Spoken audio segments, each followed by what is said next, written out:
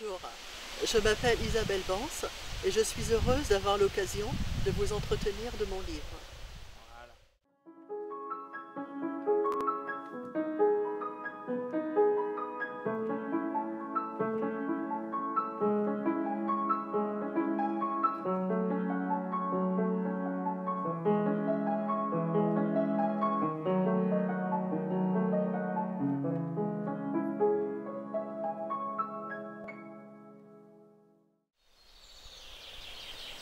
Pour vous parler rapidement de moi, je vous dirais que j'ai beaucoup lu dans mon enfance et découvert un monde d'évasion qui m'attirait irrésistiblement.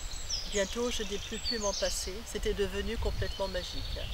Il côtoyait les épopées de l'Irlande ancienne que me contait ma grand-mère le soir sur le bord de mon lit. Parallèlement, j'ai commencé à écrire des poèmes et à écrire mes propres histoires.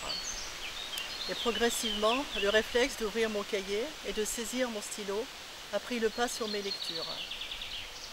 Même si elles se sont affinées au fil du temps, et je suis toujours demeurée admirative face au style des grands auteurs. Mais toujours, l'heure de la rédaction a été ma seule motivation d'aller à l'école, du début jusqu'à la fin.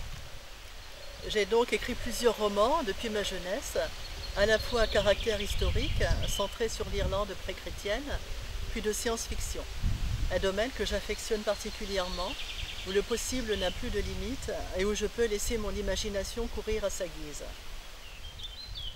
Mais ces livres, je les gardais tous pour moi, stockés dans ma bibliothèque. Ce n'est que récemment, et sur une subite impulsion, par un beau jour d'été, que j'ai eu envie d'écrire une histoire d'amour un peu particulière.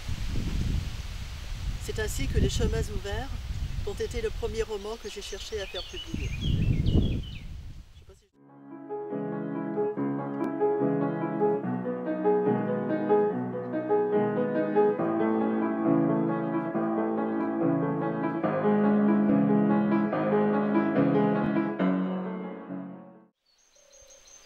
J'ai voulu y mêler le fleuve de ma jeunesse, de sa pérennité, qui m'a inspiré l'histoire de deux jeunes gens que le temps ne pourrait désunir.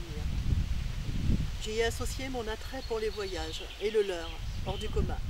Je me suis dit qu'au dernier instant, quand tout est perdu, l'on ne se souvient que de ceux que l'on a aimés et qui nous l'ont rendu. Et de l'espoir, même s'il semble insensé, que tout peut recommencer ailleurs. C'est d'ailleurs ce que je crois. La mort n'est pas une fin mais un passage. Et cela se dit depuis les débuts de l'humanité.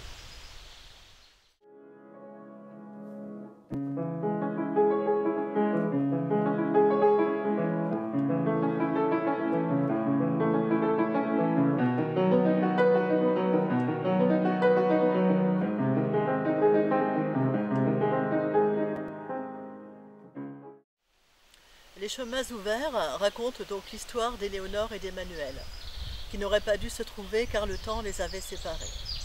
Elle vivait 21 ans avant lui, et pourtant ils avaient le même âge. Il l'a malgré tout rencontré un soir d'orage, lorsqu'ils étaient enfants, après que le secret qui court dans sa famille indienne depuis des générations lui ait été révélé. Par une femme dont le mystère n'égale que la beauté et qui ne vieillit pas. Depuis, il n'a eu de cesse de la revoir et de l'emmener avec lui, dans son monde auquel elle ne pouvait pas accéder, car le chemin qu'il empruntait pour la rejoindre ne s'ouvrait pas devant elle. Elle l'a donc attendu toute sa vie, accompagnée de sa fidèle et intrépide amie d'enfance et de son frère aîné. Il ne la rejoint qu'à son dernier souffle, tandis qu'il attendait le moment pour l'emporter et commencer leur existence ensemble. C'est là qu'elle découvrira un secret encore plus grand, la véritable origine d'Emmanuel et sa capacité à traverser l'espace et le temps. C'est la porte d'un autre univers qui lui sera dévoilé et d'un pouvoir qu'ils transmettront à leur tour. C'est avant tout le récit d'un amour impossible, mais cependant accompli, guidé par une puissance incomparable. C'est aussi une histoire d'amitié et d'éternité. Et j'espère qu'elle trouvera un écho favorable auprès des lecteurs.